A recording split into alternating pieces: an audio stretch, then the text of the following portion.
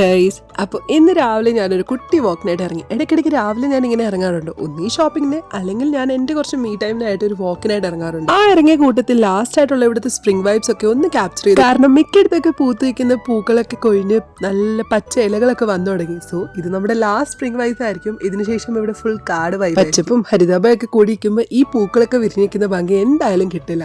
അതാ നോക്കൂ, പല ടൈപ്പിലുള്ള ചെറി ബ്ലോസമും മഗ്നോളിയ പൂവും ഒരു പ്രത്യേക ഭംഗി തന്നെയായിരുന്നു അതൊക്കെ കാണാൻ. ഇവിടെയൊക്കെ സീസണൽ ചേഞ്ച് നടക്കുന്ന പോലെ തന്നെയാണ് ഇവിടുത്തെ പാർക്കിന്റെ മെയിൻ്റെനൻസ് ഒക്കെ നടക്കുന്നത്.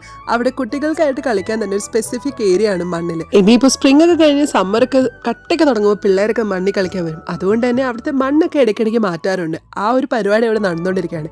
എന്തായാലും ആ കൂട്ടത്തിൽ നമുക്കൊന്ന് ഗ്രോസറി ഷോപ്പിംഗ് കൂടെ ചെയ്തിട്ട് വരാം. ആൻഡ് ഇന്ന് ഞാൻ ഗ്രോസറി ഷോപ്പിൽ കണ്ട ഒരു വെറൈറ്റി സാധനമാണ് ഈ കാണുന്ന ഒരു ബ്രോക്കലി. ഇതിനെ നെറ്റിൽ തപ്പിപ്പോഴാണ് മനസ്സിലായത്, റോമനൻസ്കോ ബ്രോക്കലി എന്നാണ് എന്റെ പേര്. സോ നമ്മുടെ കുട്ടി ഷോപ്പിംഗ് കഴിഞ്ഞു. തിരിച്ചു പോകുന്ന വഴി നോക്കിയപ്പോൾ പാർക്കിലൊക്കെ മണ്ണ് മാറ്റുന്ന പരിപാടിയും കഴിഞ്ഞു. വീടെത്തി പുറത്തോട്ട് നോക്കിയപ്പോൾ രണ്ട് അങ്കിൾമാര് വന്നിട്ട് സീസൺ ചേഞ്ച് ആയപ്പോൾ അവിടുത്തെ ബെഞ്ചസ് ഒക്കെ പെയിന്റ് അടിച്ച് കുട്ടപ്പനാക്കുന്ന കണ്ടത്. പറഞ്ഞു വന്നപ്പോൾ ഇതൊരു കുട്ടി മോർണിംഗ് വീഡിയോ ആയിപ്പോയി അല്ലേ. അപ്പോൾ ഇന്നത്തെ വിശേഷം ഇത്രയേ ഉള്ളൂ. പുതിയൊരു വീഡിയോ നാളെ കാണാം. Bye bye.